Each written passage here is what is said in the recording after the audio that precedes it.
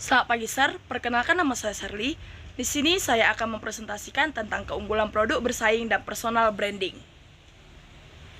Yang pertama yaitu, jelaskan menurut pendapat saudara bahwa pengembangan produk wirausaha unggulan tidak dapat dipisahkan dari A. Kemampuan dalam mengelola sumber daya manusia, B. Kemampuan dalam mengelola sumber daya alam, C. Kemampuan dalam mengelola sumber daya finansial, D. Dukungan dari sumber daya lembaga. Jawaban yang dapat saya peroleh yaitu A. Menurut saya, sumber daya manusia adalah potensi manusiawi sebagai penggerak organisasi dalam mewujudkan eksistensinya.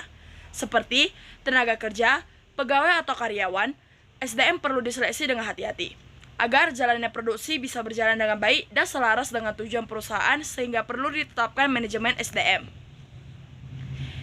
Yang B. SDA adalah semua kekayaan alam baik berupa benda mati maupun makhluk hidup yang berada dalam suatu tempat yang dapat digunakan untuk memenuhi kebutuhan hidup itu sendiri. SDA perlu dikelola dan disesuaikan dengan baik pada daerah masing-masing, agar bisa menghasilkan produk yang optimal. Yang C. Sumber daya finansial merupakan sumber daya yang berhubungan dengan dana atau uang atau modal hingga kredit usaha. Sumber daya ini juga bisa disebut sumber daya keuangan, sehingga diperlukan manajemen keuangan untuk mengatur jalur atau lajunya keuangan di suatu perusahaan, sehingga tujuan perusahaan bisa tercapai dengan optimal. Yang D. Sumber daya kelembagaan meliputi lembaga-lembaga operator, yakni lembaga yang bisa berjalan secara gratis, besar melakukan pengambilan, pemasaran dan pengelolaan SDA, misalnya organisasi-organisasi seperti BUMN, BUMS, koperasi, dan lain-lain.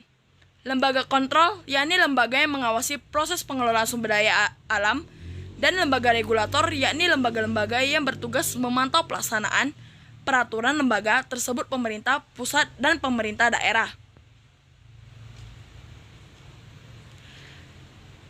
Pertanyaan kedua yaitu, jelaskan menurut pendapat saudara bahwa kemampuan dalam membangun personal branding harus diikuti dengan terciptanya relationship yang baik kepada individu, lingkungan, ataupun masyarakat sekitar.